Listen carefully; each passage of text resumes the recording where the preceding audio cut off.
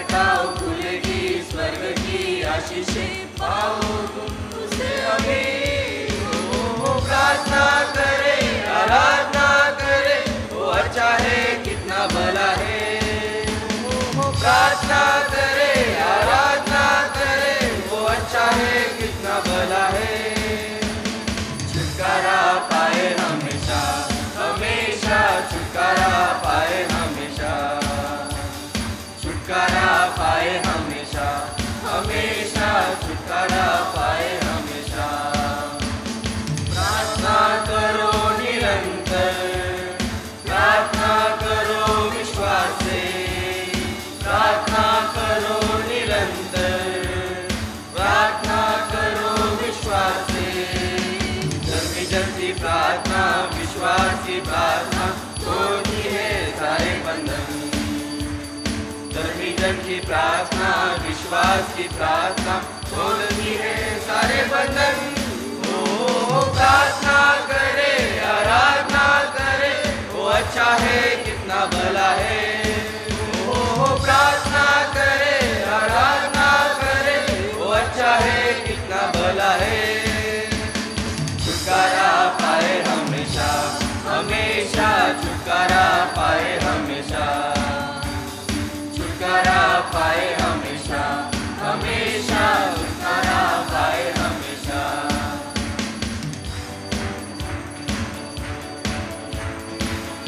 जिस नाम में है मुक्ति, जिस नाम में है शक्ति, जिस नाम में है शांति, देता वो नाम चंगाई। जिस नाम में है मुक्ति, जिस नाम में है शक्ति, जिस नाम में है शांति, देता वो नाम चंगाई। जिस नाम में है जिंदगी, यीशु है वो नाम। जिस नाम में है बंदगी, यीशु है वो नाम। यीशु तेरा नाम सबसे ऊंचा है। यीशु तेरा नाम सबसे ऊंचा है। से गरीबी से श्राप से है छुड़ाता, वो नाम है जो अंधों को रोशनी भी है देता। बीमारी से गरीबी से श्राप से है छुड़ाता, वो नाम है जो अंधों को रोशनी भी है देता।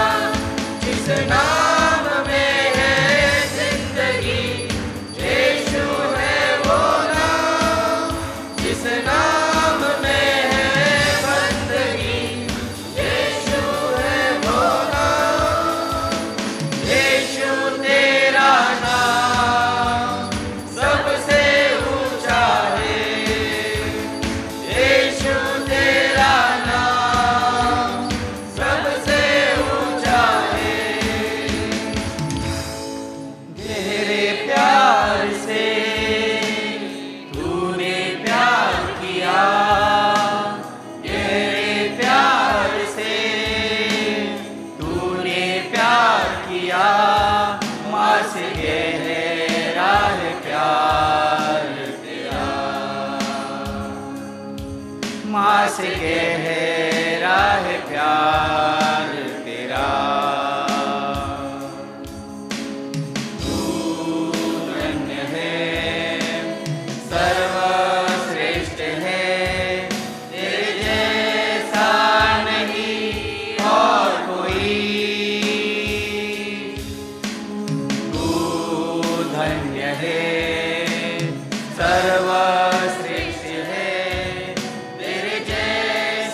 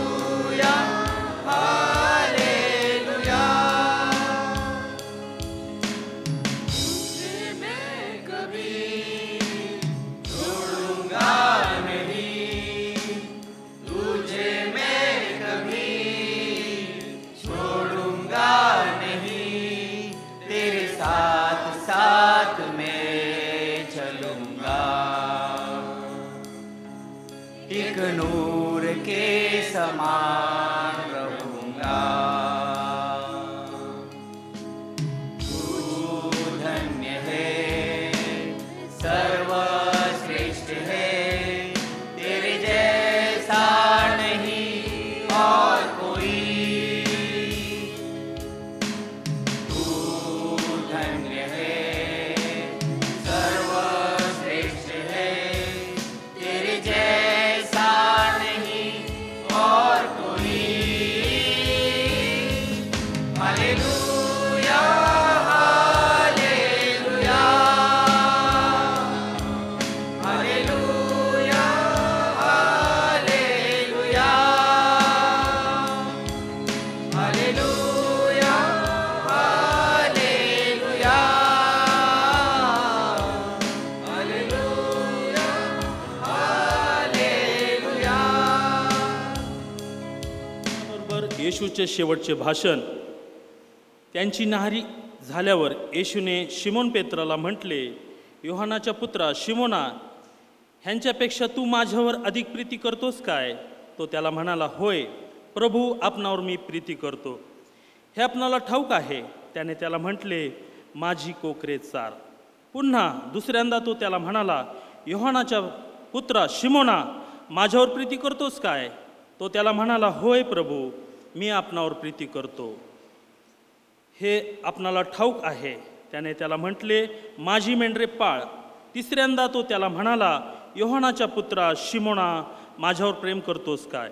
माझ्यावर प्रेम करतोस काय?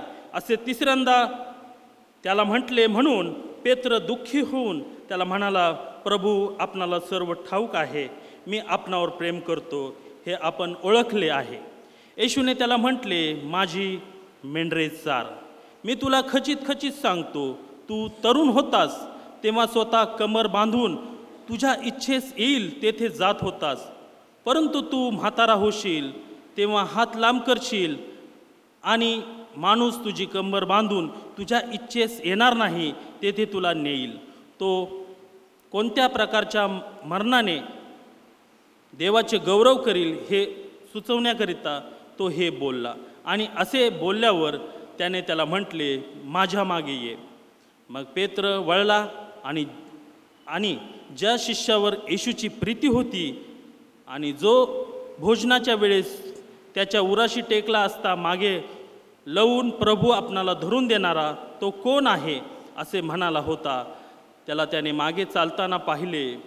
त्याला पाहून पेत्र येशूला म्हणाला, प्रभू, ह्याचे काय? येशूने त्याला म्हटले, मी येईपर्यंत त्याचे राहावे अशी माझी इच्छा असली तर तुला त्याचे काय? तू माझ्या मागे ये. ह्यावरून तो शिष्य मरणार नाही ही गोष्ट बंधुवर्गामध्ये पसरली तरी तो मरणार नाही असे येशूने त्याला म्हटले नव्हते, तर मी येईपर्यंत त्याने राहावे अशी माझी इच्छा असली तर तुला त्याचे काय असे म्हटले होते. देवा आपल्या सर्वांसाठी वाचलेली वचने आपणा सर्वांच्यासाठी आशीर्वादाची करो. देवाचं गौरव करूयात, देवाचा सन्मान करूयात, देवाच्या वचनाकडे लक्ष लावूयात. वाचलेला शास्त्रपाठ आपल्या सर्वांच्या परिचयाचा आहे. या शास्त्रपाठामध्ये संत योहानाने एक वृत्तांत लिहिलेला आहे. या वृत्तांताच्या वेळेस स्वतः संत योहान त्या ठिकाणी उपस्थित होता. येशूचं पुनरुत्थान झाल्यानंतर काही दिवसानंतर घडलेला हा वृत्तांत आहे. येशू पुनरुत्थित झालेला आहे याविषयी पहिली माहिती जी आहे ही स्त्रियांनी येऊन शिष्यांना दिली. परंतु येशूचं पुनरुत्थान पहाटे नाही झालं, येशूचं पुनरुत्थान रात्री झालं. मागच्या आठवड्यामध्ये मी भुसावळ या ठिकाणी होतो. शनिवारी रात्री साधारणतः 12 वाजता माझं जेवण झालं आणि मग निघाल्यानंतर जे कुटुंब अकोल्यावरून आलं होतं त्यांचा थोरला मुलगा तो येऊन एकदम 12 वाजून असे 12चा काटा सरकला की तो येऊन मला म्हणाला, पास्टर अंकल, प्रभू उठला आहे. मी म्हणलो, खरोखर उठला आहे. आत्तापर्यंतच्या माझ्या आयुष्यात म्हणलो तू पहिला कॅन्डिडेट आहेत की ज्याने योग्य वेळेस प्रभू उठला हे सांगितलं. येशू पहाटे नव्हता उठला, पहाटे स्त्रियांनी पाहिलं होतं. कधीतरी एकदा सांगेल की बाबा की रोमन क्लॉक, ज्यूइश क्लॉक याच्यामध्ये कसं येशू मध्यरात्री उठतो हे कधीतरी सांगेल. ज्या वेळेस पुनरुत्थानाच्या गोष्टी असतील त्यावेळेस सांगेल. परंतु मी त्याला म्हणालो, इतक्या वर्षामध्ये मी सेवा करत आहे, तू पहिला कॅन्डिडेट त्यांनी सांगितलं आणि त्यांनी मला सांगितलं. मग घडलं कसं पास्टर? मग आम्ही दोघं रस्त्यावर चालत चालत त्याला सांगू लागलो. ही घटना रात्री घडते. त्या कबरेवरची धोंड येशूने बाहेर यावं म्हणून काढलेली नव्हती. ऑलरेडी ते येणारे जे स्त्रिया आहेत त्यांना हे दर्शन घडावं की त्या कबरेच्या धोंडेवरती देवदूत बसलेला आहे, कबर रिकामी आहे, याची त्यांना खात्री पटावी म्हणून धोंड बाजूला केली. कारण की येशू आता पुनरुत्थित ख्रिस्त होता. त्याने त्या वधस्तंभाच्या दिवशी शेवटचा शब्द बोलला की मी माझा आत्मा तुझ्या हातामध्ये समर्पित करतो किंवा देवा तुझ्याकडे देतो. येशूने आपला आत्मा देवाकडे दिला आणि त्यानंतर येशू मरण पावला. येशू मरण पावल्यानंतर येशूचं पार्थिव शरीर 3 दिवस आणि 3 रात्र हे कबरेमध्ये ठेवण्यात आलं. गुड फ्रायडे पासून 3 दिवस 3 रात्र होत नाहीत. त्याच्या अगोदर येशूचं कबर ठेवण्यात आलं होतं, कारण वलांडणाचा सण त्या वर्षी बुधवारी आलेला होता. त्याच्यानंतर योहान कृष्णवर्तमान सांगतं वलांडण सणाच्या 6 दिवस अगोदर येशू बेथानी बेतफगेला आला होता. थोड्या काळासाठी आपण दिवसाची गोळाबिरी सोडूयात, परंतु 3 दिवस आणि 3 रात्र घडलेली घटना झाली. येशूला कबरेत 3 दिवस 3 रात्र झाले. त्या काळामध्ये येशूचा आत्मा तिथे नव्हता, येशूचं पार्थिव शरीर होतं, परंतु येशूचा आत्मा त्या 3 दिवसामध्ये अधोलोकामध्ये जे नोहाच्या काळामध्ये लोक मरण पावले त्या लोकांना देवाची सत्यता सांगण्यासाठी येशूचा आत्मा त्या ठिकाणी गेला. कारण की नोहाला काम दिलं होतं, नोहा सगळ्यांना सांग पूर येणार आहे. किती वर्ष नोहाने सांगितलं? 120 वर्ष. आता बारामतीमध्ये ह्या वर्षात आला. ह्या वर्षात काही लोक मेले ना, काही नवीन जन्माला आले, त्यांना ते समजलंच नाही. आणि म्हणून देव म्हणतो येशूला की येशू तू आत्म्याने, कारण त्या ठिकाणी सगळे आत्मा आहेत आणि आत्म्याला आत्म्याची ओळख होते, शरीराला आत्म्याची ओळख होत नाही. आणि म्हणून त्या ठिकाणी जाऊन सांग. आणि जगामध्ये केवळ ही एकच बॅच आहे की जिथे 120 वर्षामध्ये ज्यांना देवाचं वचन समजलं नाही, देव न्याय करतो हे समजलं नाही, त्यांना पुन्हा सांगावं म्हणून येशू अधोलोकामध्ये गेला. आणि अधोलोकामध्ये जाऊन येशूने त्यांना सुवार्ता सांगितली. 3ऱ्या दिवशी येशू पुनरुत्थित झाला.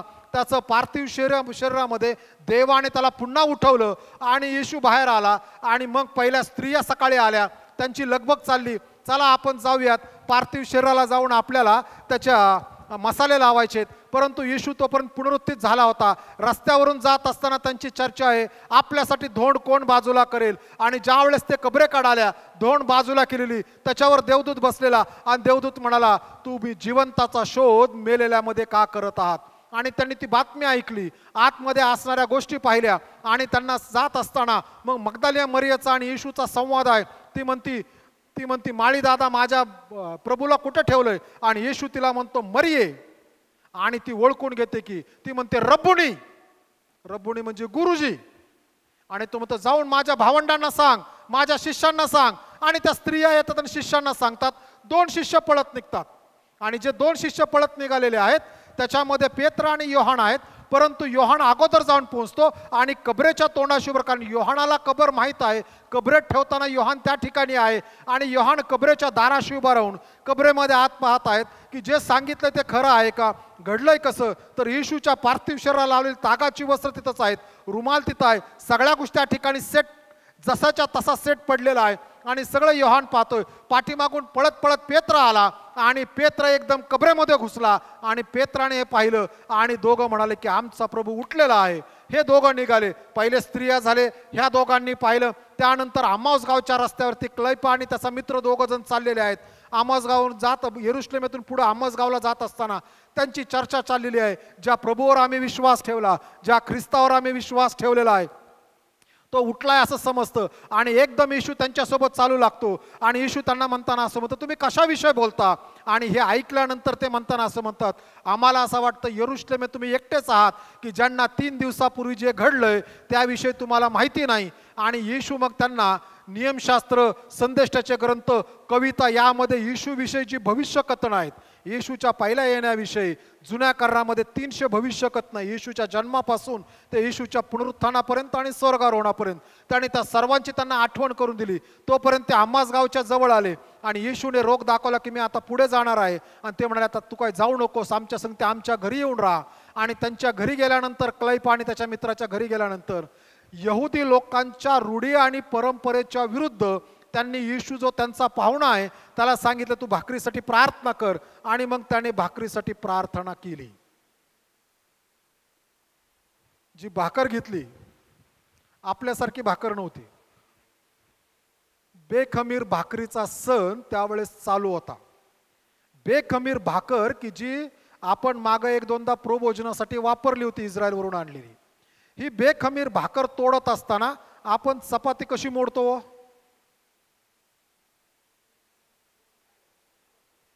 अशी मोडतो.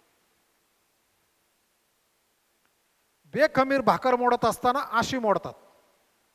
ती अशी मोडली आणि येशूच्या हाताचे वरण दिसले आणि येशूला ते समजलं ते प्रभू आहे. ते समजताच येशू अंतर्धान पावला. एकदा नव्हे तीनदा पुनरुत्थित ख्रिस्ताने ह्यांना दर्शन दिली. हे सगळं सुरू झालं. ह्या गोष्टी आहेत. आता येशू पुनरुत्थित झाला. त्या यरुशलेमेच्या शहरामध्ये असणाऱ्या रस्त्यावर लोक बोलू लागले, ज्याला 3 दिवसापूर्वी मारलं तो उठलेला आहे. कारण की सकाळीच ते शिपाई जे आहेत ते शास्त्री परुषे आणि मंदिराच्या याजकाने येऊन म्हणाले तो उठला आहे. त्यांनी त्याला पैसे देऊन सांगितलं हे पैसे घेऊन शांत राहा, चोरून नेले असं सांगा. ह्या सगळ्या गोष्टी घडत आहेत. बाहेरच्या जगामध्ये म्हणजे यरुशलेम शहरातल्या रस्त्यावर चर्चा चालू आहे. शिष्यांना खात्री पटलेली आहे. हे सगळं झालं. काही दिवस उलटले आणि उलटल्यानंतर आपण आपल्या शास्त्रपाठामध्ये येतो आणि ह्या शास्त्रपाठामध्ये वरच्या बाजूला आपल्या शास्त्रपाठाचे बॅकग्राऊंड आहे. पेत्र, त्याच्यानंतर आणखीन 6 जण, हे सगळेजण एकत्र गोळा झाले. आणि हे सगळे एकत्र गोळा झाल्यानंतर जर आम्ही पाहिलं तर आम्हाला पाहिलं तर 21वा अध्याय त्याच्या 2ऱ्या वचनात शिमोन पेत्र, दिदुम म्हटलेला थोमा की जो आपल्याकडे भारतामध्ये सुवार्ता घेऊन आला तो थोमा, गालिलातील काना येथील नतनेल, जब्दीचे मुलगे म्हणजे याकोब आणि योहान आणि त्यांच्या शिष्यापैकी आणखी दुसरे 2 जण, असे एकत्र 7 जण जे आहेत, हे 7च्या 7 जण एकत्र आहेत. आणि त्यांची खात्री झाली होती की येशू पुनरुत्थित झालेला आहे, येशूने दर्शन दिलेले आहे. तरी शिमोन पेत्र म्हणाला मी चाललो मासे धरायला, मी चाललो मासे धरावयास. म्हणून अभ्यास करणारे आम्ही मंडळी नेहमी म्हणतो ज्यावेळेस शिमोन पेत्राने वडिलाला सोडलं ना, आंद्रे आणि शिमोन पेत्राने माझ्या मागे तुला माणसं, त्यावेळेस तो वडिलांना सोडून निघाला. त्याची नाव, बोट, जाळी सगळं त्याच्याकडेच आहे.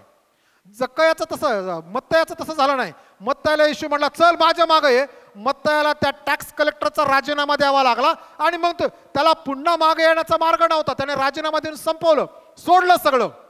परंतु पेत्राचं ते झालं नाही. पेत्र म्हणतो चला आपण जाऊयात मासे धरायला. मी तर चाललो. आणि पेत्रा सांगते अजून 6 जण निघाले.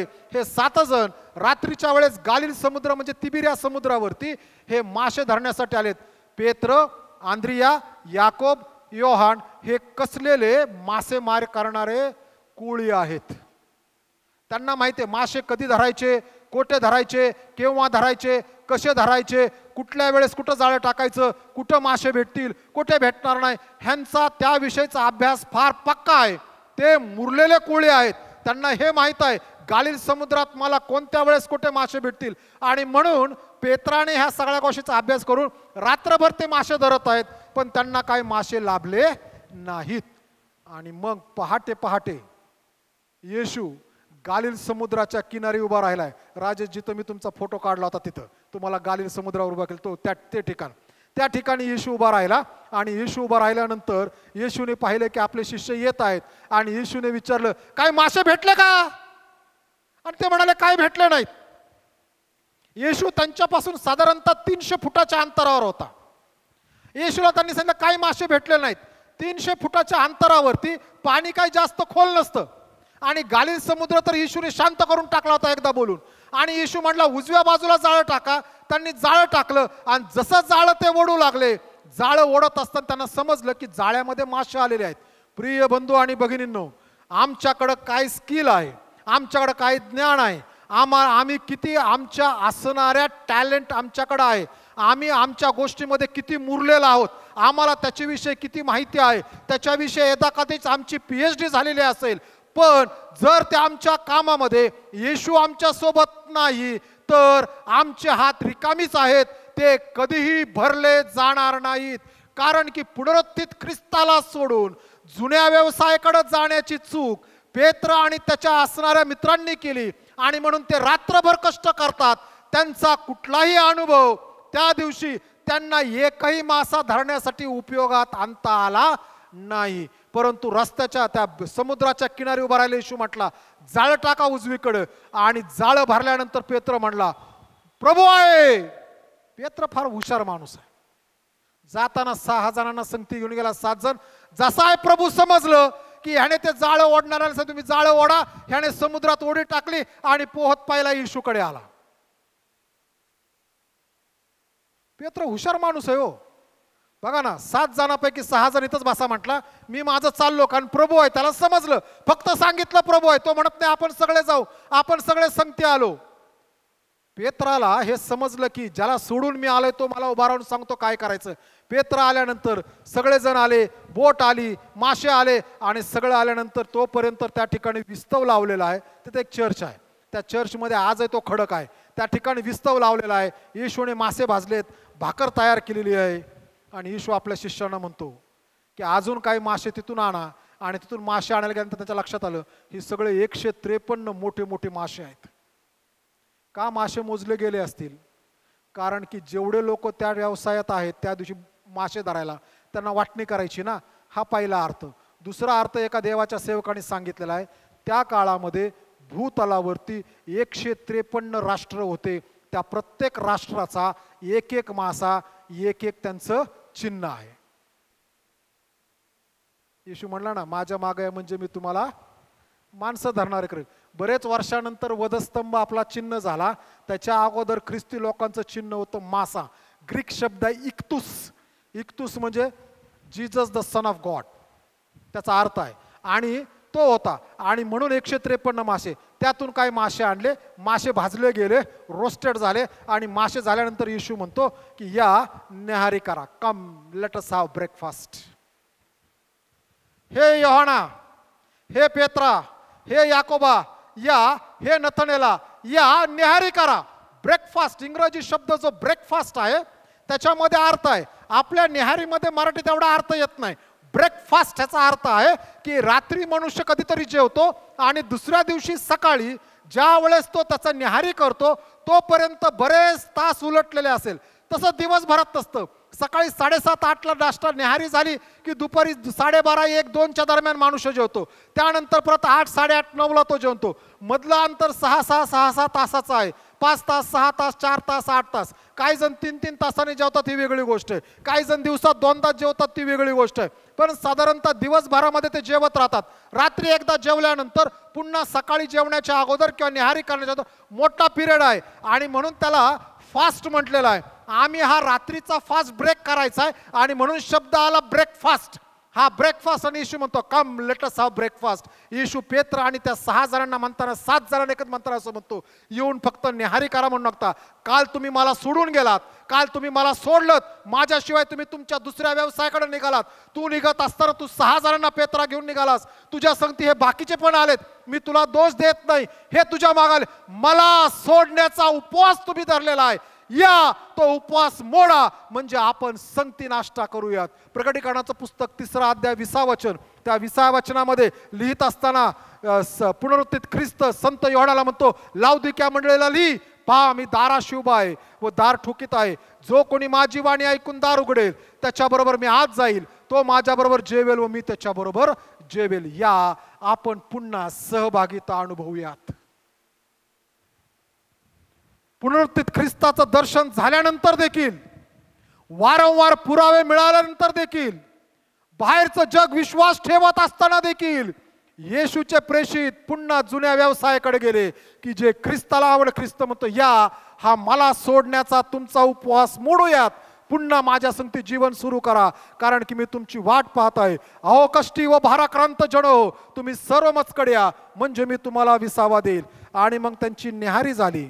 न्याहारी झाल्यानंतर मग येशू आता शिमोन पेत्राशी बोलत आहे आणि तो म्हणतो, शिमोन पेत्राला म्हणतो, त्यांची न्याहारी झाल्यावर येशूने शिमोन पेत्राला म्हणले, वचन 15, योहानाच्या पुत्रा शिमोना, यांच्यापेक्षा तू माझ्यावर अधिक प्रीती करतोस काय? जे भाषांतर वाचलं गेलं ते भाषांतर जुनं भाषांतर होतं, ओल्ड व्हर्जन.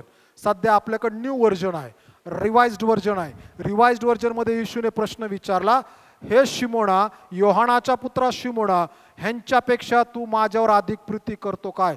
कशापेक्षा अधिक? ह्यांच्या हा अनेक वचनी शब्द आहे. एक वचनी शब्द नाहीये. मग कशाविषयी? येशूने पहिलं शिमोन पेत्राला विचार, पहिलं पाहूया त्यांच्याविषयी म्हणजे कशाविषयी. पहिली महत्वाची गोष्ट म्हणतो, शिमोन पेत्रा, तू तुझ्या जुन्या व्यवसायापेक्षा, जुन्या स्वभावापेक्षा माझ्यावर अधिक प्रीती करतोस काय? दुसरा अर्थ त्यातून शिमोनासाठी आहे. शिमोना किंवा हे पेत्रा, बघा फार सुंदर शब्द आहे. तो काय म्हणतो? योहानाच्या पुत्रा शिमोना. बरोबर आहे ना? येशून तर त्याचं नाव बदललं होतं ना, बदललं होतं की नाही? काय म्हणला? तू पेत्रा आहेस. हा,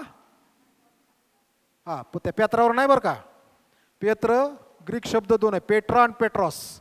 जो शब्द पेत्रासाठी वापरलाय त्याचा अर्थ आहे दगड, आणि ख्रिस्त जो पेट्रॉस आहे, त्या पेट्रॉस म्हणजे खडक. कुठल्या खडकावर मंडळी रचेल? शिमोन पेत्राने जे वाक्य वापरलं, तू जिवंत देवाचा पुत्र ख्रिस्त आहेस, ह्या वाक्यावरती मी आपली मंडळी रचेल. त्याविषयी पेत्र जो आहे हे नाव दिलं होतं. आता पेत्रच येशूला सोडून गेला आणि म्हणून येशू पण त्याला हाक मारतो. पेत्र म्हणत नाही, शिमोना, शिमोना. आणि त्याला समजतं की मला शिमोन का म्हणतो. देव ज्यावेळेस आम्हाला हाक मारतो त्यावेळेस देवाने आम्हाला त्याचं मूल म्हणून हाक मारायला पाहिजे. आम्ही जुन्या जीवनाकडे जर गेलो नाही तर देव आम्हाला त्याचं मूल म्हणून हाक मारतो. आम्ही जर देवाला सोडून जुन्या जीवनात पुन्हा गेलो तर देव आपल्याला जुन्या नावाने हाक मारतो. प्रकटीकरणाच्या पुस्तकात म्हटलेलं आहे, जे तारण पावलेले आहेत, जे येशूच्या मागं चालतात, जे विश्वासू राहत आहेत, स्वर्गात गेल्यानंतर त्यांना एक खडा देण्यात येईल. त्या खड्यावरती त्याचं नाव कोरलेलं असेल, ते त्याच्याशिवाय दुसऱ्या कोणालाही वाचता येणार नाही. म्हणजे मला हाक मारली की मला, त्यांना हाक मारली की त्यांना, त्यांना हाक मारली की त्यांना हाक, ज्याला त्याला आपलं नाव माहित आहे. आणि तो उत्तर देईल, तो म्हणतो शिमोना. आणि शिमोनाच्या लक्षात आलं, मला तर पेत्र म्हणायचा इतक्या दिवस, आज शिमोन म्हणतोय, शिमोना म्हणतोय. तू तुझ्या असणाऱ्या पूर्वीच्या व्यवसायापेक्षा, पूर्वीच्या जीवनापेक्षा, तू माझ्यावर त्या नावेपेक्षा, त्या जाळ्यापेक्षा मासे धरणाऱ्या माझ्यावर जास्त प्रीती करतोस काय? दुसरा प्रश्न येशूचा आहे, हे शिमोना, तू जे हे 6 जण घेऊन आला ना लिडरशिप करून, चला मासे धरायला जाऊ, तुझ्या लिडरशिप पेक्षा माझ्यावर जास्त प्रीती करतोस का?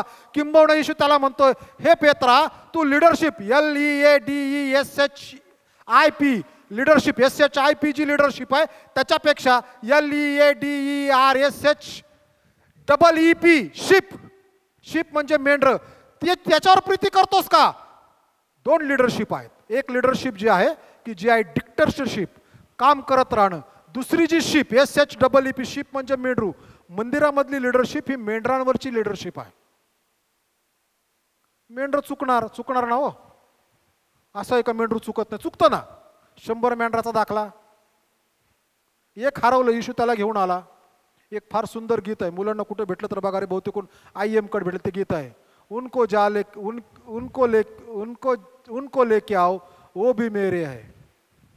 खूप सुंदर गीत आहे. इंडियन इव्हॅन्जलिकल मिशनचं त्यांचं ते प्रॉमिनंट सॉन्ग होतं त्यावेळेस, उनको लेके आओ वो भी मेरे. सुंदर गीत. शिप आम्ही मेंढरावरती करतो. येशू त्याला पेत्रा म्हणतो, पेत्रा, तू तर लिडरशिप केली, SHIP केली, तू ह्यांचा लिडर होऊन निघालास. ज्या वेळेस झाला तू सोडून निघालास. आता मी तुला म्हणतो, तू ह्यांच्यावरती मेंढरासारखी प्रीती केली, ह्यांना सांभाळायला पाहिलं होतं, यांना राखायला पाहिलं होतं, तू ह्यांना बाजूला घेऊन गेलास माझ्यापासून. तिसरी गोष्ट येशू त्याला विचारतो, शिमोन पेत्रा, ह्या ब्रेकफास्ट पेक्षा, रात्रभर तू कष्ट केले तर भूक लागली, ह्या ब्रेकफास्ट पेक्षा, न्याहारीपेक्षा माझ्यावर जास्त प्रीती करतो का? न्याहारी, जेवण ही आमची गरज आहे, अन्न वस्त्र निवारा. आमच्या गरजेपेक्षा आम्ही प्रभू येशू ख्रिस्तावर जास्त प्रीती करतो का? शिमोना, तुझ्या गरजेपेक्षा तू येशूवर जास्त प्रीती करायला तयार आहेस का? आणि चौथा प्रश्नामध्ये लपलेला अर्थ आहे, जे 153 मोठे मासे भेटले, ह्या 153 माशापेक्षा तू माझ्यावर अधिक प्रीती करतोस काय? आणि शिमोन पेत्राला येशूने विचारलेला प्रश्न आहे, ह्यांच्यापेक्षा म्हणजे ह्या 4 गोष्टीपेक्षा तू माझ्यावर अधिक प्रीती करतोस काय? मराठीमध्ये आरवी भाषांतरात सुंदर आहे, तिथं लिहिलं, येशूने प्रश्न विचारला, तू माझ्यावर प्रीती करतोस काय? शिमोन पेत्राने उत्तर दिलं, होय प्रभू, मी तुझ्यावर काय प्रेम करतो. ग्रीक 2 शब्द आहेत. येशू विचारतो, तू माझ्यावर आगापे प्रीती करतो का? दैवी प्रीती करतो का? निस्वार्थी प्रीती करतो का? आणि पेत्र उत्तर देताना म्हणतो, मी तुझ्यावर मित्राची प्रीती करतो. शब्द आहे फिलिओस. फिलिओस म्हणजे 2 मित्रातली प्रीती. आम्हाला कधी कधी येशू प्रश्न विचारतो, तू हे करतोस का? आम्ही भलतंच उत्तर देतो. बरेच वर्षापूर्वी चर्चकडे घडलेली घटना आहे. मी सुशीला आम्ही बसलो होतो आणि आदल्या दिवशी आम्ही सांगितलं आजला आज इकडचा कचरा काढा. आणि मग मी आलो आणि मी म्हणालो अरे कचरा अजून इथंच आहे. मग सुशीलने विचारलं अजय अरे कचरा का नाही काढला. अजयने आम्हाला सांगायला सुरुवात केली 10 मिनिटं. तिकडं ते झाड होतं मोठं कुठं त्या स्टेजच्या बाजूला, तिथं एवढा मोठा साप निघाला. असं झालं आम्ही दोघं 10 मिनिटं मन लावून ऐकतोय. 10 मिनिटं ऐकल्यानंतर मी म्हटलो ह्या कचऱ्याचा आणि त्या सापाचा काय संबंध. बघा अनेक वेळेस आमच्या जीवनात असंच घडतं. येशू आम्हाला एक गोष्ट विचारतो आणि आम्ही भलतीच सांगतो. येशू म्हणतो माझ्यावर प्रीती करतोस का. आम्ही म्हणतो मी प्रेम करतो. येशू म्हणतो मला प्रेम नकोय. मी विचारलंय त्या प्रश्नाचं उत्तर दे. जुन्या करारामध्ये एका माणसाला विचारलं तुझं नाव काय. वडिलाला फसवून निघालेला. मग त्याने काय सांगितलं मी याकोब आहे. आणि देव म्हणला तुला आता याकोब म्हणणार नाही तुला इस्रायल म्हणतील. वडिलाला फसवताना दुसरं नाव सांगितलं. प्रिय बंधू आणि भगिनींनो, देव आम्हाला जो प्रश्न विचारतो त्या प्रश्नाचं आम्ही योग्य उत्तर द्यायला शिकायला पाहिजे. आणि तरी येशू म्हणतो हे शिमोना तू उत्तर दिलंस मला, तू माझ्यावर मित्राचं प्रेम करतोस आणि म्हणून मी तुला म्हणतो माझी कोकरं चार. कारण ह्या कोकरांना तू चुकीच्या मार्गावर घेऊन आला होतास. ही सगळी माझी कोकरं आहेत. ह्यांना तू परत समुद्रावर घेऊन आलास. ह्यांना चार. ह्यांना चारण्याचं ठिकाण माझ्या समक्षतेमध्ये आहे. पुन्हा थोडा वेळ गेला. येशूने पुन्हा पेत्राकडे पेत्रा तू माझ्यावर प्रीती करतोस काय. पेत्राने पुन्हा तेच उत्तर दिलं होय प्रभू मी आपणावर प्रेम करतो. येशू पुन्हा विचारतो दैवी प्रीती निस्वार्थी प्रीती करतो का. तो म्हणतो होय प्रभू मी तुझ्यावर प्रेम करतो, मित्राची प्रीती करतो. मित्राची प्रीती काय हो. मित्राच्या प्रीतीविषयी बायबल सांगताना आम्हाला सांगतं एक मित्र आपल्या दुसऱ्या मित्राकरिता प्राण देतो. येशूने एक दाखला सांगितला. रात्री एक मित्राच्या घरी पाहुणे आले आणि मग तो जाऊन दार वाजवतो अरे उघड माझ्याकडे पाहुणे आलेत मला भाकर दे. आणि मग येशू खाली उत्तरादाखल म्हणतो तो जरी त्याच्या असणाऱ्या आग्रहा खातर नाही केवळ त्याचा मित्र आहे म्हणून तो दार उघडून त्याला भाकर देईल. मैत्री ती आहे.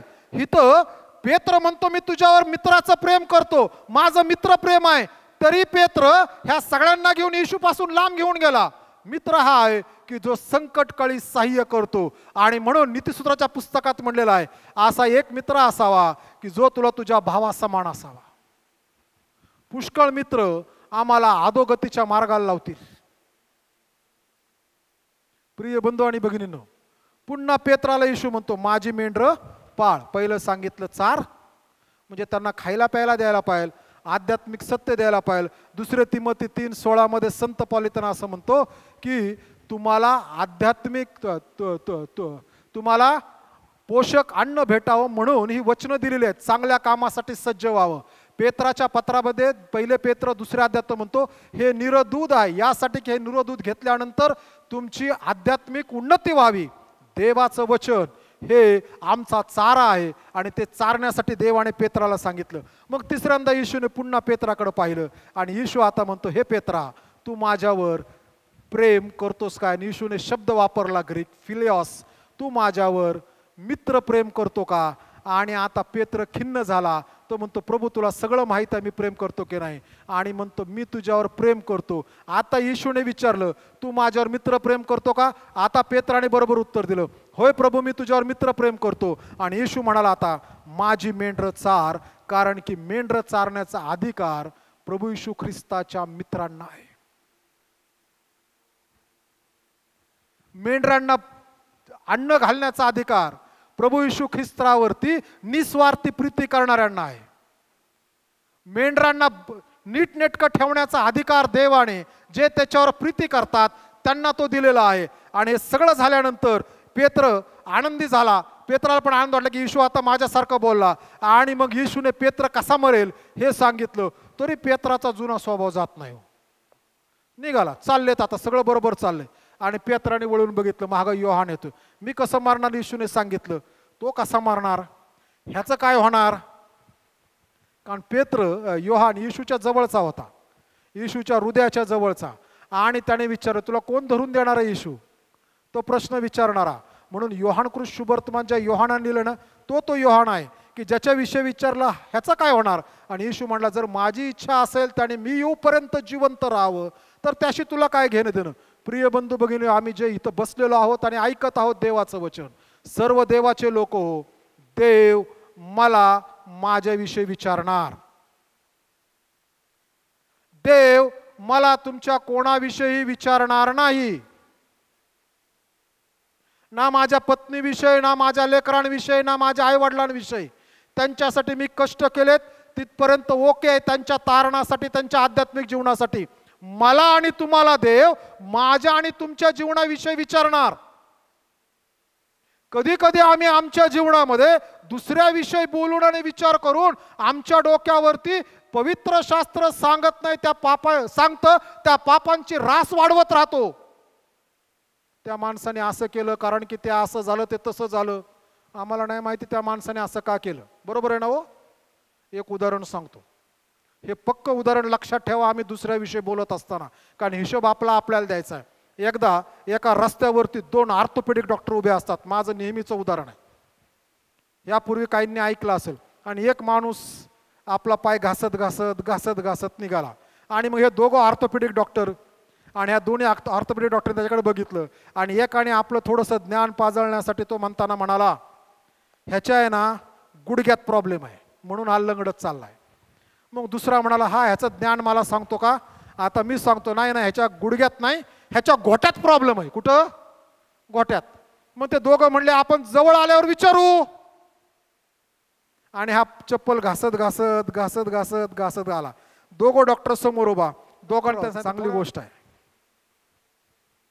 आमच्या दोघांना एक गोष्ट असं वाटतं की तुम्ही लंगडत चाललात, पाय घासत चाललात, तुमच्या गुडघ्यात प्रॉब्लेम आहे हे मला वाटतं. पहिला म्हटला. दुसरा म्हणला, मला वाटलं तुमच्या घोट्यात प्रॉब्लेम आहे. त्यांनी दोघांच्या चेहऱ्याकडे फार बारकाईने बघितलं आणि तो म्हणताना म्हणाला, माझी चप्पल तुटली आहे साहेब. कधी कधी माणूस त्याच्या ज्या गोष्टी करत असतो ना, त्याच्याकडं त्याची वेगळी पार्श्वभूमी असते. त्याच्यावरती आम्ही आमचे मनसुबे आणि आमचे विचार लावू शकत नाही. त्याच्यासाठी आम्हाला देवाला उत्तर द्यावं लागेल. का? कारण की जे त्याच्या मनात नाही, ज्या वेळेस आम्ही ते त्याच्यासाठी बोलत असतो त्यावेळेस त्यासाठी आम्हाला देवाला उत्तर देणं गरजेचं आहे ना. म्हणून शिमोन पेत्राला येशू म्हणतो, तो जिवंत राहावा अशी जर माझी इच्छा असेल तर तुझं तू बघ शिमोना. प्रिय बंधू भगिनींनो, आज जर येशू आम्हाला म्हणाला, ह्यांच्यापेक्षा तू माझ्यावर अधिक प्रीती करतोस काय, तर आमचं उत्तर काय असेल? मत्तई शुभवर्तमान 6 अध्याय 19 ते 20 वचनं, ह्या वचनामध्ये जे आहेत हे डोंगरावरील प्रवचन आहे. मत्तई शुभवर्तमान अध्याय 6 19 ते 20 वचनामध्ये आल्यानंतर डोंगरावरील प्रवचनामध्ये येशू ख्रिस्त बोलत असताना त्या ठिकाणच्या समुदायाला म्हणतो की 19, पृथ्वीवर आपल्यासाठी संपत्ती साठवू नका, ते कसर व जंग खाऊन नाश करतात आणि चोर घर फोडून चोरी करतात. तर स्वर्गात आपल्यासाठी संपत्ती साठवा, ते कसर व जंग खाऊन नाश करीत नाहीत व चोर घरफोडी करत नाहीत व चोरी करत नाहीत. कारण जे ते तुझे धन आहे ते तुझे मन आहे. जर आज ख्रिस्त मला म्हणाला, तू तुझ्या धनापेक्षा माझ्यावर जास्त प्रीती करतोस काय, तर माझं उत्तर काय? एक मनुष्य आला येशूला भेटण्यासाठी आणि त्याला जास्त धार्मिक व्हायचं. तो म्हणतो, गुरुजी मी मी स्वर्गाच्या राज्यात यावं म्हणून मी काय करावं? येशू म्हणला 10 आज्ञा पाळ. आणि येशूने 10 आज्ञातल्या नंतरच्या आज्ञा पाळल्या की जे माणसा सांगते. आणि तो तरुण श्रीमंत म्हणाला, प्रभूजी मी ह्या सगळ्या पाळल्यात. आणि येशूने त्याच्या अंतकरणात डोकावून पाहिलं आणि येशू म्हणाला, पूर्ण हो पाहतोस, तुझं आहे नाही ते सगळं विक आणि चल माझ्या मागे ये.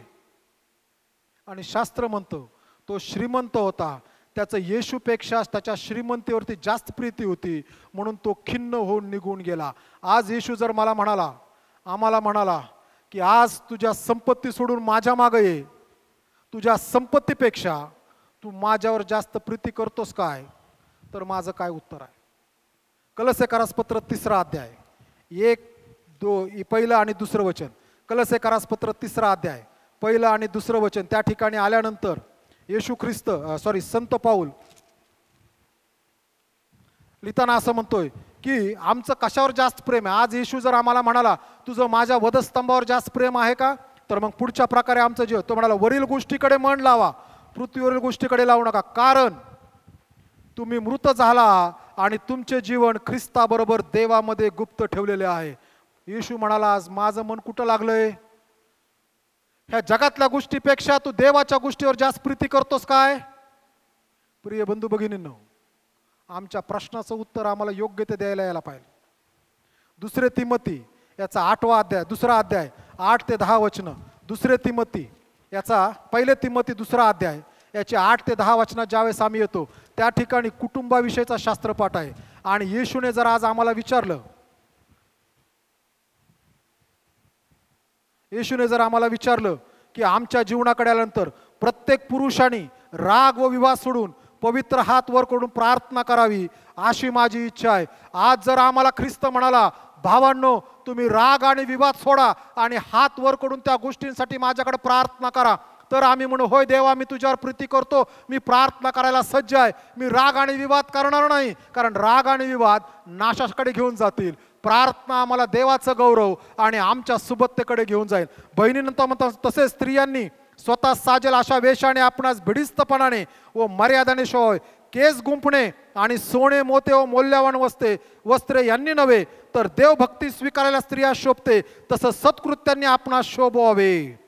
बहिणींनो, आज जर ख्रिस्त म्हटला, तुझ्याकडच्या सोन्यापेक्षा तू माझ्यावर जास्त प्रीती करतेस काय, तर माझं उत्तर काय असेल?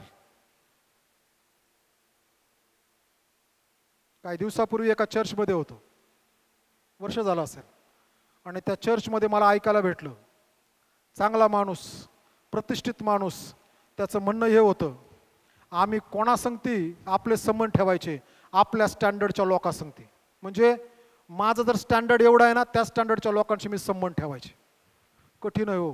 चर्चमध्ये आम्ही सगळे सारखे आहोत ना, श्रीमंत गरीब, खेडेगावातला शहरातला, शिक्षित अशिक्षित, स्त्री पुरुष, देव जर त्यांच्यात भेद करत नाही तर आम्ही कसा भेद करू? आणि त्या दिवशी त्या चर्चमध्ये माझा सन्मान होता. आणि मग मला म्हटले, पास्टर त्या माणसाचे नको, त्याच्याकडून नको, तुमच्या चर्चच्या सेवकाकडून मला बुके द्या. म्हटलं, बरं आहे तो. का? समजू द्यात लोकांना की मी जरी इथं आलोय तरी माझे पाय अजून जमिनीवर आहे. आमचे जमिनीवरचे पाय हालायला नकोत, कारण की आम्ही हे पाहायला पाहिजे, बहिणींनो, आमच्या शेजारी बसणाऱ्या स्त्रीच्या गाळ्यामध्ये सोन्याचं मंगळसूत्र दिसत नाही म्हणून मी तिच्या शेजारी बसणार नाही, ही वृत्ती चुकीची आहे. तिच्या अंगात चांगले कपडे नाहीत म्हणून मी तिच्यापासून लांब बसेल, ही वृत्ती चुकीची आहे. तिच्या अंगावरती परफ्यूमचे वास येत नाहीत म्हणून मी लांब बसेल, ही वृत्ती चुकीची आहे. तिचे कपडे माझ्या कपड्यापेक्षा भयंकर आहेत म्हणून मी बसणार नाही. ख्रिस्त विचारेल, त्याच्यापेक्षा तू तुझ्या कपड्यापेक्षा, सोन्यापेक्षा, मान तू माझ्यावर जास्त प्रीती करतेस काय? आमची अवस्था फार भयंकर होती हो आपल्या पूर्वजांची. ते मिशनरी आपल्या घरात आल्यानंतर शेणाने सारवलेल्या घरात बसायचे ना, जेवायचे का पण नाही, जे दिल ते जेवायचे. आता देवाने आम्हाला सुबत्ता दिली म्हणून आमच्या स्टेजला जे पूर्वी आमच्या ज्या स्टेजला जे आजचे लोक आहेत त्यांच्यापासून मी फारकत नाही ठेवू शकत.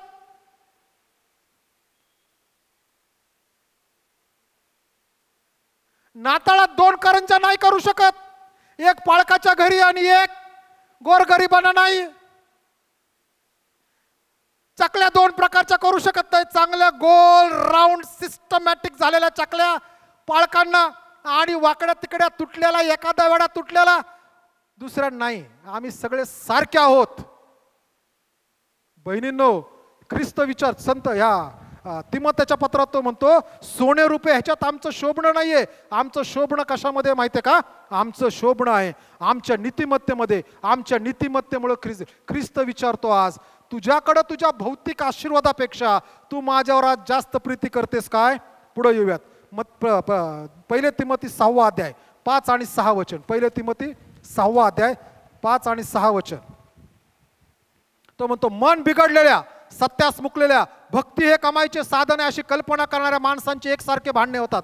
चित्त समाधानासह भक्ती हा तर मोठाच लाभ आहे. प्रिय बंधू आणि भगिनींनो, ज्यावेळेस आम्ही भक्तीला येतो त्यावेळेस भक्तीला येत असताना आमचा दृष्टिकोन काय?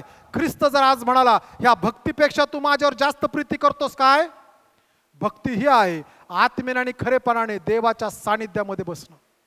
भक्ती ही आहे की आम्ही भक्ती केल्यानंतर त्या भक्तीचा धूप स्वर्गीय निजधामापर्यंत देवाच्या समक्षतेत जाणं. भक्ती ही आहे की आम्ही या ठिकाणी सादर केलेल्या प्रार्थना सर्व समर्थ देवाच्या समोर जे सुवर्णाचं पात्र किंवा गंगाळ आहे त्या गंगाळामध्ये आमचे शब्द जाऊन पडणं, ही भक्ती आहे. भक्ती काय आहे की देवाने त्याचा सुवास घेतल्यानंतर त्याला होमार्पणाची आठवण होते आणि तो म्हणतो की मला ही भक्ती आनंदाची आणि आशीर्वादाची झाली. यदा कदाचित आमच्या भक्तीमध्ये टेक्निकल इश्यू असतील, आमच्या भक्तीमध्ये एखादी गोष्ट कमी असेल, पण आम्ही अंतःकरणापासून जी भक्ती करू ती देवाकडे सादर होईल.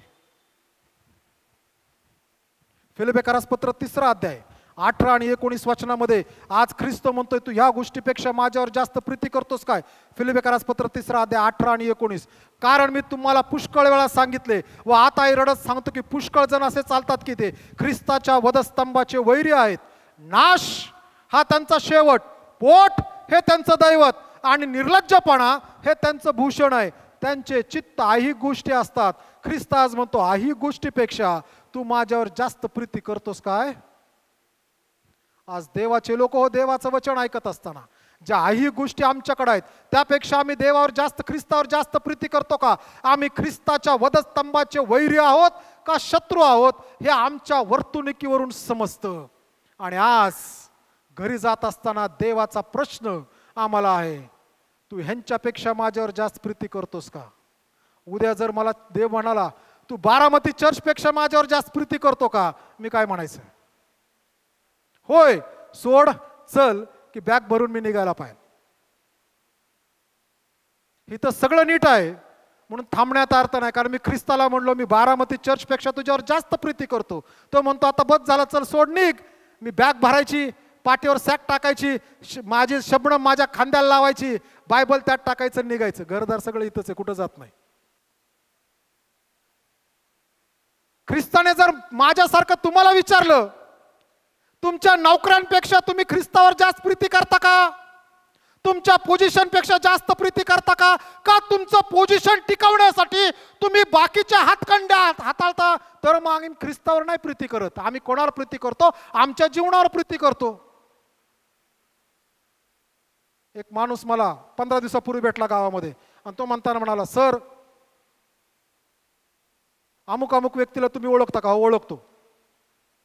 म्हणले तुमचे ख्रिस्ती लोक अशा असतात का हो? मी विचारलं का?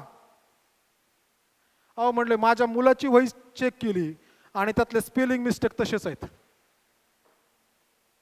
आपल्या लोकांकडनं ती अपेक्षा नाही, जगाच्या लोकांकडनं ती अपेक्षा आहे. मी म्हणालो नजर चुकीन झालं, शेवटी आपलेच आहे, काहीतरी सावरायला लागते ना.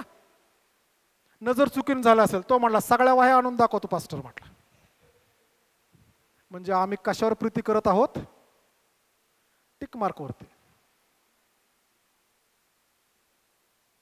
म्हणले ह्याला पर्याय काय? म्हणलं एक पर्याय माझ्या घरात झालं तर मी करू शकतो. म्हणले काय? तुमच्या मुलांनी परीक्षेत तसंच उत्तर लिहिलं ना, स्पेलिंग विथ स्पेलिंग मिस्टेक, ती वही घ्यायची दप्तर घेऊन जायचं तिथं शाळेत. त्या शाळेत जाऊन म्हणायचं तुमच्या बाईने इथं बरोबर दिलं, इथं बरोबर मार्क दे. हे करता येणार नाही ना, बरोबर आहे की नाही? जर वहीमध्ये आम्ही चुकीचं समजा लिहिलंय असत्य, ओके, आणि त्या मुलाने तर मग स मग त मग य लिहिला, चुकीचं आहे ना. किंवा इम्प्रूव्हमेंट त्याने लिहिलं एम, पुढचं स्पेलिंगला आय खाऊन टाकला आणि त्याला बरोबर केलंय, आणि त्याने जर परीक्षेत तसंच लिहिलं तर त्या शिक्षकाने त्याला मार्क द्यायलाच पाहिजे नियमानुसार. कारण ती चुकली इथं, तो चुकला इथं, त्याने ठीक केलंय. तो म्हणला सर चांगला सल्ला दिला, पुढच्या वर्षापासून असं आता फायनलला पेपर कोणी दाखवतं, पुढच्या वर्षापासून असं करतो, वही घेऊनच शाळेत जातो म्हटलं. प्रिय बंधू भगिनींनो, आम्ही काय करत आहोत? आमच्यामुळं ख्रिस्ताचा नाकार जर बाहेर लोक करतात, असे ख्रिस्ती आहेत का? चुकीचं आहे. काही लोकांविषयी ते म्हणतात तुमचे लोक ख्रिस्ती आहेत ना, फार प्रामाणिकपणे काम करतात. काल एक माणूस भेटला, तो म्हणला तुमची ख्रिस्ती मुलं काही करत पण कामामध्ये फार पक्के आहेत म्हटले. मी म्हणलं काही करत नाहीत आमची मुलं, जी सगळी माझ्या हाताखालून गेलेली बाप्तिस्म्यासाठी, काही करत नाही, ती योग्यच करतील. तो म्हणला पण तुमची मुलं पास्टर म्हणला फार चांगली कामाला कष्टाळूपणे काम करतील, दिलेलं काम करतील, इकडं तिकडं बघत नाहीत.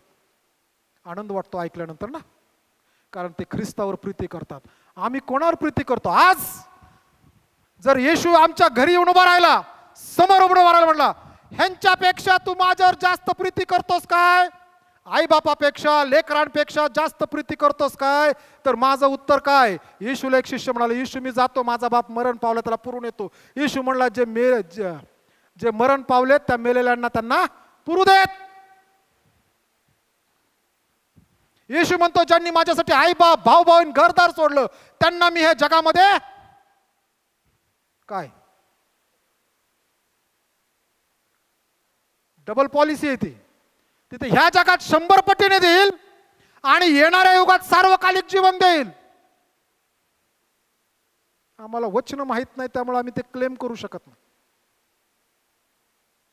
मी ज्यावेळेस बायबल कॉलेजला जायला निघालो ना, पक्क ठरलं जायचं, त्यावेळेस रेल्वेच्या TCच्या नोकऱ्या निघाल्या होत्या आणि माझे भाऊ सोलापूरला असतात, ते TC मध्ये कामाला होते.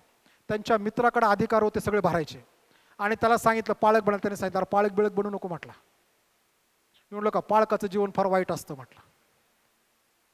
त्याला सगळं सहन करावं लागतं, खूप कठीणता असते, अशी असते तशी असते. मी म्हटलं मी माझं समर्पण, मी तुला फॉर्म पाठवतो, रेल्वेने येईल, फक्त सही करून पाठव, पेपर जोड, बाकी मी सगळं बघतो, रेल्वेची तुझी नोकरी कन्फर्म आहे. हे घडलं सगळं 1992 साली. त्याच्यानंतर मी OMला 1 वर्ष गेलो, 3 वर्ष बायबल कॉलेज, त्यानंतर 96 पासून आजपर्यंत पाळके सेवेत. एवढं सगळं घडत असताना मला कधीही असं वाटलं नाही अरे ते TCची नोकरी असते बरं असते. मला असं वाटतं मी जिथं देवाने आणलंय हे आशीर्वादाचं आहे. अनेक वेळेस मी विचार करतो त्या सेंट्रल गव्हर्नमेंटच्या नोकरीत असतो ना, जे मला मिळालं नाही, जे तिथं मी मिळवलं नसतं ते देवाने मला पाळके सेवेमध्ये दिलं. सगळ्यात महत्त्वाची गोष्ट, मला रात्रीची शांत झोप दिली आणि भूक लागते त्यावेळेस पोटाला अन्न दिलं. खूप आशीर्वाद दिले, पुष्कळ आशीर्वाद आहेत. प्रिय बंधू आणि भगिनींनो, आज जर ख्रिस्त म्हटला ह्यांच्यापेक्षा तू माझ्यावर अधिक प्रीती करतोस का? माझं उत्तर काय? बरोबर 7व्या दिवशी शास्त्रपाठ निवडला आहे, कारण हा शास्त्रपाठ देखील पुनरुत्थानानंतर 7व्या दिवशी घडलेला होता. ईस्टर छान झाला, आनंद झाला. माझ्यावर तू प्रीती करतोस काय? 7 दिवसात पेत्र 6 जणांना घेऊन दुसऱ्या मार्गावर गेला ना. आम्ही काय करत आहोत? आम्ही देवाच्या मागे चालतो का? आज देवावर प्रीती करतो का? देवावर प्रीती करणारे लोक हे शांती करणारे लोक आहेत. देवावर प्रीती करणारे लोक हे जे आहेत हे देवाचं गौरव करणार. देवावर प्रीती करणारे लोक देवाचे गुण प्रसिद्ध करतात. देवावर प्रीती करणारे लोक म्हणतात हा मी आहे, मला पाहिजे ते तू पाठव.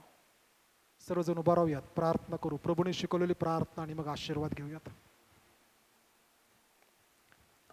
हे प्रभुदेव, आम्ही तुझ्या नावाला धन्यवाद देतो, स्तुती करतो, उंचावतो. गौरव आणि सन्मान तुला देतो, कारण की तू आम्हावर प्रीती करणारा देवबाप आहेस. आम्ही सर्व मान आणि महिमा तुला देतो.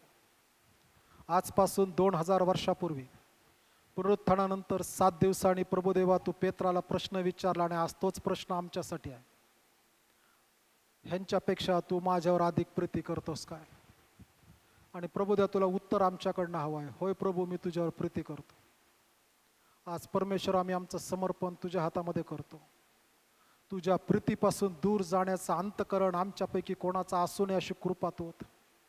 आमचा सहाय्यकर्ता आणि पुढारी हो, मार्गदर्शक तू. त्याद्वारे तुझ्या नावाचं गौरव करून घे. तुझ्या कृपेमध्ये राग प्रतिपाळ करणारा देवबाप तू. परमेश्वर, आम्ही प्रार्थना करतो आणि म्हणतो आम्ही सदैव तुझ्यावर प्रीती करणारे लोक असावेत. जग आणि जगातल्या गोष्टीपेक्षा स्वर्गामध्ये संपत्ती साठवणारे लोक ठरावशी कृपा तू. आम्ही आमच्या स्वतःला तुझ्याकडे समर्पित करतो. तू ये आणि आमचा पुढारी हो. प्रार्थना येशूच्या द्वारे मागतो म्हणून तो ऐक. आमेन. हे आमच्या स्वर्गातील पित्या, तुझे नाम पवित्र मानले जाऊ. तुझे राज्य जसे स्वर्गात तसे पृथ्वीवरही तुझ्या इच्छेप्रमाणे हो. आमची रोजची भाकर आज आम्हास दे, आणि जसे आम्ही आमचे ऋणी असरून सोडले आहेत तसेच तू आमचे ऋणी आम्हास सोड. आणि आम्हास परीक्षेत आणू नकोस, तर आम्हास वाईटापासून सोडू. कारण की राज्य, सामर्थ्य आणि गौरव ही सर्व काळ तुझीच आहेत. आमेन. आता देवज बाप्याची प्रीती, पुनरुत्थित आणि तारणाऱ्या प्रभू येशू ख्रिस्ताच्या कृपा आणि प्रेमळ पवित्र आत्म्याची सहभागिता आम्हातील प्रत्येकाबरोबर, देवाच्या सर्व लेकरांबरोबर आता आणि येशूचे दुसरेने होईपर्यंत असो. आमेन.